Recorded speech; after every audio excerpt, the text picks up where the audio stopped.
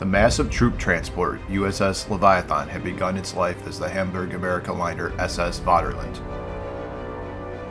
The second in a trio of Hamburg-Amerika liners, which included the SS Imperator and later the SS Bismarck, Vaterland was the largest passenger liner afloat at the time of its completion. The Vaterland was seized by the United States government when several factors, including the implementation of unrestricted submarine warfare by Germany, drove the United States into declaring war on them on April 6, 1917. Prior to this, to prevent seizure by the Allies, the vessel had been interned in the neutral port of Hoboken, New Jersey, since the onset of the war in 1914. More than half of the ship's German crew had decided to remain with the vessel during that time. Now that the two nations were at war, the Vaterland's crew members were transported to Ellis Island, New York, and offered American citizenship. The United States seized other German vessels after the declaration of war, including the interned North German Lloyd liners Kronprinz Wilhelm and Kronprincess in Sicily, which were eventually renamed the U.S.S. von Steuben and U.S.S. Mount Vernon respectively. Both ships subsequently served as troop transports. After being seized by the United States, the Vaterland, whose German crew members had sabotaged her engines, boilers, and other machinery, began undergoing repairs and the conversion into a troop transport. The funnels and superstructure were painted gray during this process, and the ship was renamed U.S.S. Leviathan on September 6, 1917.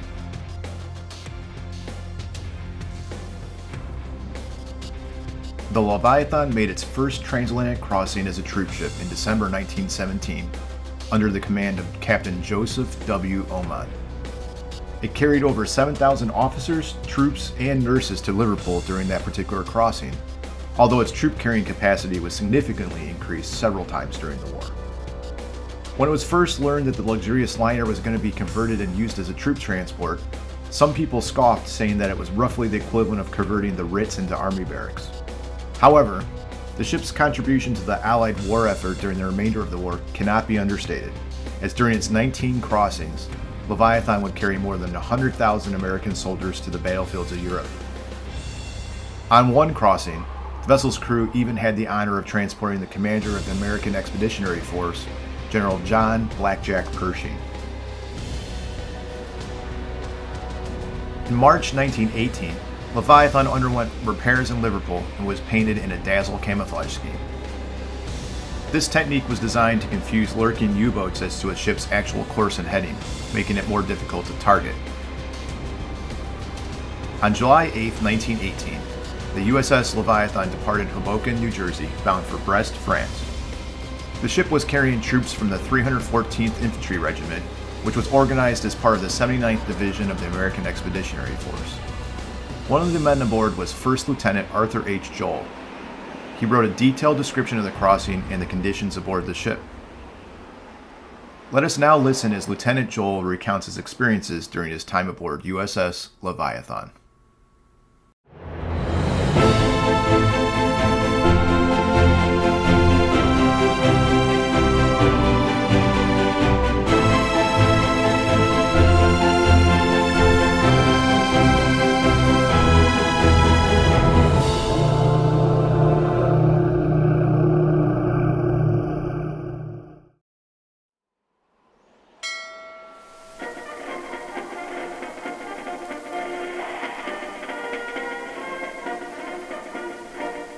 By the deep line, by the deep line. The strong bass voice of the sailor throwing the sounding line repeatedly called through the spray to the window of the wheelman's cabin. Frequently, he would add the number of fathoms sounded. From his post well forward on the gun decks, the husky gob would swing the heavy weight like a pendulum, and finally with his best effort, sling it well forward into the rough sea. Expert manipulation of the rope gave the depth of water and a guide for safety. Until darkness and distance had obscured the statue and the maze of electric signs, the majority of the brown host held their positions on the open decks, fixing their gazes westward. There was no information as to our destination, and the captain himself was certain of our course, only for the time being. A warning or guiding wireless message might change our direction radically at any time. So the Leviathan, Monarch of the Seas boldly began its lonesome journey across the Atlantic. For protection against submarines, it depended almost solely upon secrecy and speed. What an example of fate's irony, carrying armed enemies equal in number to a fourth of the population of Lansing, Michigan. This old ocean liner, Vaterland, was now bent on aggression against its former owners. German signs could still be found hanging in the staterooms. Few people who have never seen an ocean liner have a correct idea of the makeup of such a craft. The Leviathan was almost 1,000 feet, or a sixth of a mile long, 100 feet wide, and she sank 40-odd feet in the water. Her displacement was 69,000 tons, and she had 46 water-tube boilers. Few harbors could dock her, and she could not go under the Brooklyn Bridge, or enter the Panama Canal. Although a gob, a sailor, might be perfectly at home in the floating city, it was not an infrequent occurrence for a doughboy landlubber to completely lose himself. Then to his inquiry as to direction, a friendly sailor might give him the following answer. "Sure, Jack, I'll tell you. Go up the ladder. What's behind the hatch? That's 2 compartments aft. Then cruise through the galley to F-26. Take the stairway to F-deck. Swing starboard and aft again, and you're there." "It's all right, Jack. Glad to help you." "No, aft is that way. That's a hatch there." "Sure. Don't mention it, Jack." And finally, after several more inquiries and a great deal of wandering, just when he was more puzzled than ever, a friend might point out his bunk section within a few rods of where he stood. The floating mass of wood and steel, which made up the troopship Leviathan, was a complicated structure to say the least. Horizontally, the ship was divided into floors or decks designated by the letters from A to H. Beginning with the topmost deck, which contained the lobby and officer's dining room, this series ended with the lowest troop quarters below the waterline. Still below this deck, however, were the coal bunkers, the engine, and stoker rooms. The troop decks were divided into numerous compartments or rooms, separated by watertight doors.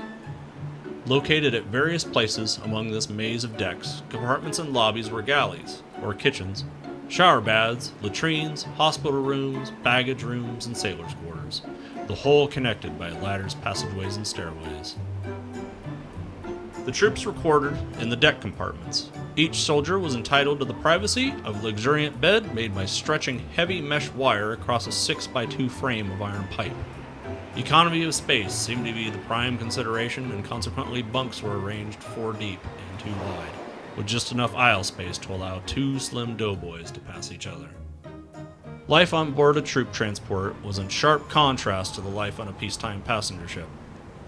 With the lives of over 13,000 men to consider, and most dangerous course to pursue, it was necessary to take special precautions other than the ordinary rules of an ocean voyage. Whistling was not permitted. Singing after dark was forbidden, and a general order demanded absolute silence after taps or bedtime. As naval men claim that it is easy to track a ship which leaves a trail of articles on the water, it was specially ordered that nothing whatsoever be thrown overboard. This offense was about as serious to a naval man as the smoking of a cigarette or the lighting of a match would be to a doughboy under an enemy bombing plane at the front on a dark night. At sunset, the entire ship was darkened except in certain spaces well below decks. A special blue light circuit was then used for any necessary traffic or movement. The men were forbidden to show a light or to reflect one upon a polished surface, to use flashlights or matches on deck, or to smoke in the open night, as any of these acts might endanger not only their lives, but those of their fellow passengers by attracting a waiting submarine.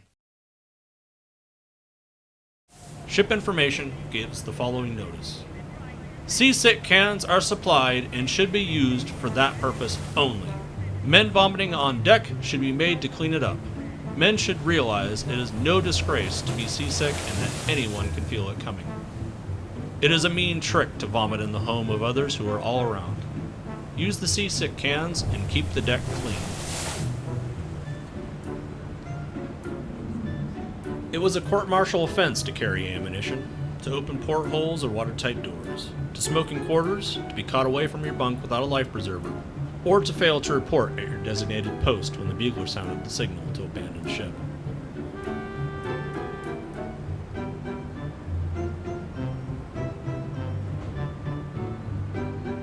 For the soldier, the feeding or messing system was a simple matter. He merely took his designated place in a certain line of men and followed the snake parade until he'd eaten and returned to his bunk. But to feed these thousands of men twice a day was no simple matter.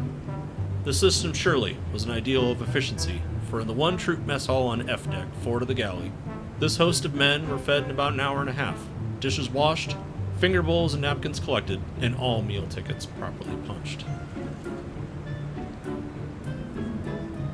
The cafeteria system was used.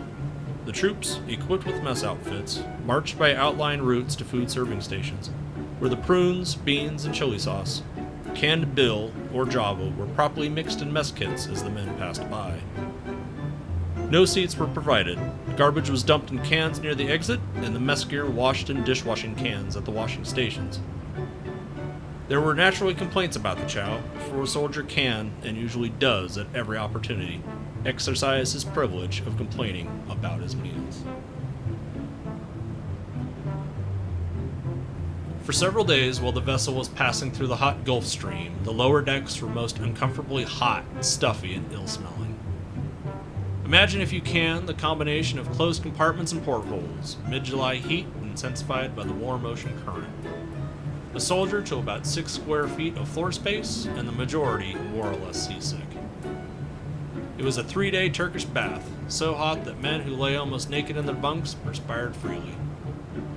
Many a doughboy lost his beans and macaroni and took CC pills to help him recover his bearings. CCs were the pill rollers, or medics, universal offering to the suffering soldier for sore throat, sore feet, earache, falling hair, trench feet, malodor air, and flu. Some say the CCs won the war, but the MPs and the YMCA dispute this claim. During the 4-hour watches, among the bunks and sweating troops, one could easily see that stuffy conditions were playing on the tempers of the men.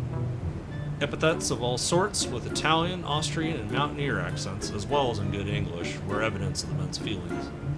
And the scores of questions asked about our location on the Atlantic, our probable destination, and about dangerous submarine zones were proof enough of their thoughts. Anxious eyes and eyes glinting with the light of excitement searched the calm blue stretch of mid-ocean. Pulses quickened with the reappearance of the distant white flash in the water, and those well forward watched the training of the big guns and waited for the first shot to rock the boat. There followed a few moments of anxious suspense. "Aw, hell, it's a whale spout!" came the voice of a rather disappointed native of the Moonsign section of West Virginia. This, to our knowledge, was as close as we came to open dispute with the submarine. However, on its previous voyage, Leviathan had a close call just outside of Brest, when 3 U-boats suddenly appeared between the big transport and its protecting destroyers. A quick fusillade of gunfire and the dropping of depth bombs ended what was for the moment a very dangerous situation. The gun crews claimed that at least one of the Submarine never rose again. Until within 2 days of Brest Harbor, the Leviathan was more lonesome than Columbus's Santa Maria, which at least had the company of the Nina and the Pinta. Secrecy, speed, and expert gunners were our protection against subs. One morning, we awoke to find 5 camouflage destroyers, long, narrow, super speedy boats painted with vari-colored diagonal streaks and as graceful as canoes. From our own monster boat, we view these daring craft with admiration and with about the same warm feeling that one has upon meeting a friend in a wilderness or in a strange city. How quickly and confidently the destroyers were on the trail, with depth bombs ready and guns trained, whenever a whale spout, grocery box, empty boat, or other suspicious thing loomed with a telescopic view. We had good reason to be proud of our own gunners, who were the best in the Navy. An open boat on the high seas usually means disaster. On the final lap of the journey, a small boat was passed and later a boatload of naval officers was picked up. Circumstantial evidence of the fortunes and misfortunes of a torpedo crew. Finally, on July 15th, Leviathan completed the final and most dangerous lap of the journey through the submarine-infested area along the rocky coast of Brittany near Brest. Land was first seen in the early morning, when a rocky island was indistinctly outlined in the dense fog. The destroyers accompanied the Leviathan into the long, narrow channel which led to the spacious harbor of Brest, and soon the monster ship was anchored in the quiet waters of the big Brittany port.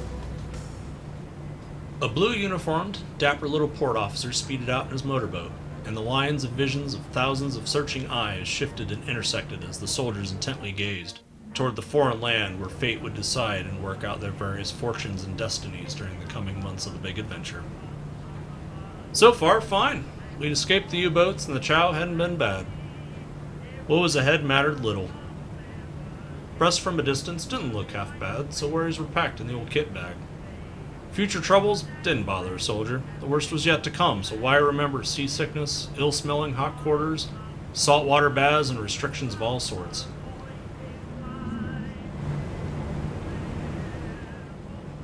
Captain Jacobs of H Company, with a Napoleonic pose, greeted Brest as he did all new places. Aha! So this is Russia.